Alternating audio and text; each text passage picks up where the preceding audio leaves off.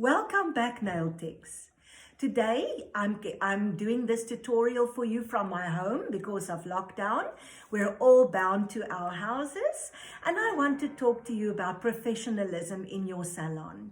Being a nail technician is probably one of the easiest ways for you to become a business owner. And being a business owner, you sometimes work from home or you work alone, and we can fall into bad habits that later become second nature, and that then is the wrong way. Today, I want you to put yourself in the shoes of your client. I want you to enter into your business, and I want you to have a good look at what she sees when she enters your business. Ask yourself, is it clean? Is it professional? And is it welcoming? Once you've asked yourself those questions, you must also ask yourself, will you want to visit this salon? Will you be proud to be a client in this salon? So proud that you will be referring your family members and your friends to visit that salon. Let us look at a few changes that you can make and new rules that you can incorporate and good habits that you can incorporate into your daily routine to make your salon a safer and a more professional space. First of all, we must remember that cleanliness and hygiene is of the utmost importance in our businesses. That should actually already be in place. If it is not, then now is the time to question yourself and to make sure that absolutely everything is clean. During this lockdown period, we can all use this time to give our salons a deep clean. Also, remember to have clean hand towels in the area where your clients wash their hands. It is very simple to buy yourself some face cloths, roll them beautifully, and put them where the clients can see that each person in this business uses her own individual towel. You can also make use of a dispenser with disposable towels so that there should be a bin for those disposable towels that you should empty at least 3 times a day. Also, make sure to use a liquid hand soap that is clean, and also a hand sanitizer can be placed by your basin. Remember that you should dust your table in between each client's service. There shouldn't be any dust on your LED lamp or on your table lamp, and make sure that all your implements are clean and dusted and sanitized and ready for the next client to be used. Remember to use a dust container with a lid. I told you this in our previous video. It is something that is not only for safety, but also it looks neat and tidy and professional. It is much better to have a small bin on your table that has a lid than a huge big wastebasket standing on the floor.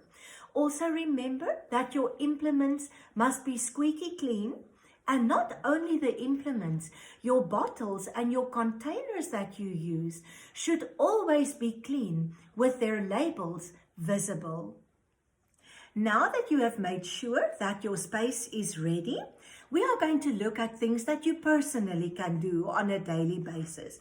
First of all, I would like you to remember that you should have a meet and greet standard for all the staff members to use. Meet your client at the door and welcome her with a friendly smile and tell her that you are happy to see her and that you are looking forward to your time with her today.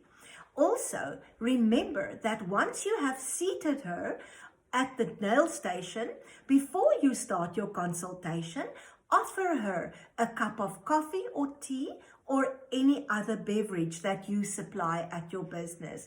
There is nothing more welcoming than being offered something within the first 5 minutes of their service or their time with you.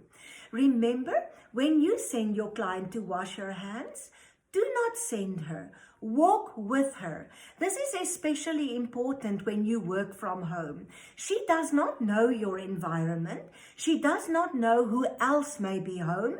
and who she can encounter on her way to the bathroom.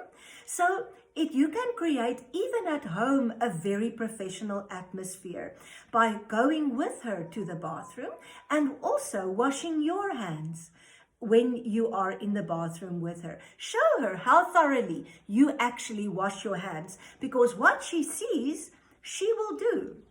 Then, girls, when you go back to the nail station, make sure that your client has a sturdy and comfortable chair to sit in. She will be in that chair for 1 to 2 hours.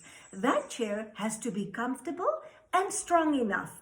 Do not ever let a client worry whether the chair will actually hold her.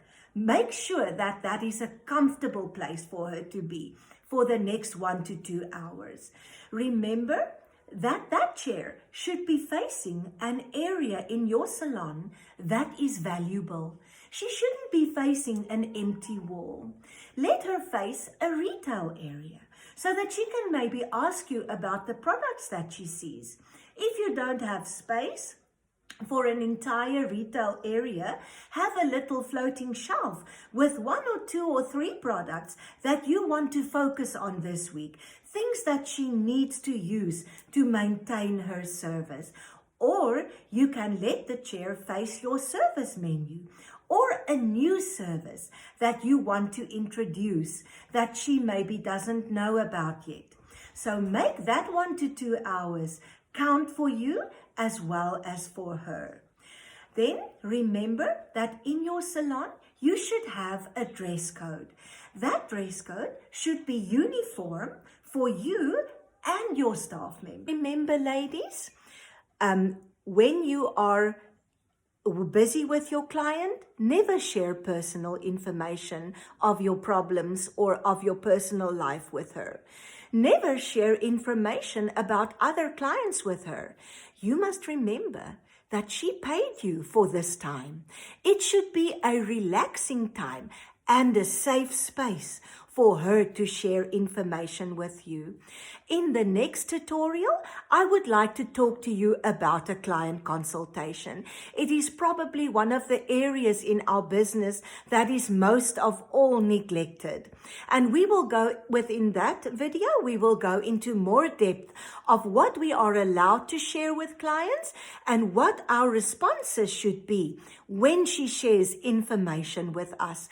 Also, the important things that I need to find out about her life before I decide what service will suit her needs best. So you can stay tuned in for that next video. Also, reward your clients for referrals. Girls, do you know the amount of trust that she must have in you to refer her friends to you and her family members? She trusts you. Therefore, she sends you her friends and her circle of family. So, reward it by a phone call to thank her for that referral. Also, assure her that that friend or family member will get your best service at all times. You can even reward her with a small gift or a small discount on her next service. Make her know that she's important to you and that you value her as a client. Also, respect the time and the money that clients spend with you. Girls, you know that you are surrounded by many nail techs that do exactly what you do. Make that time count that she spends with you. She must leave your business and think, wow, this was a great time that I spent with Erica. And my nails are looking beautiful. She must want to come back for that unique experience that was professional but still very individual. So make that time count. Respect that money she spends with you. And don't take personal phone calls or eat something while you are busy with her nails. It is a time that she paid for, and you should respect that. I hope that these tips inspired you, nail tech, so that you will create a safer, more professional and welcoming atmosphere in your businesses. I hope that your passion for this industry will make you shine and make you be very, very successful. You are the only person that can make this happen. It is fully in your hands. Remember to subscribe to our channel, and I look forward to our next chat. Bye now. When you walk in, what are you laughing at? What are you laughing at, Bertha? From where? I want to put you in the shoes of your clients. Must I go there? Today, I want you to... Niemand weet nie, stop dit eers. Ons moet nou onsself eers compose. Can make it happen. And you can make your own, be your own destiny. Nou praat ek. Let me do that.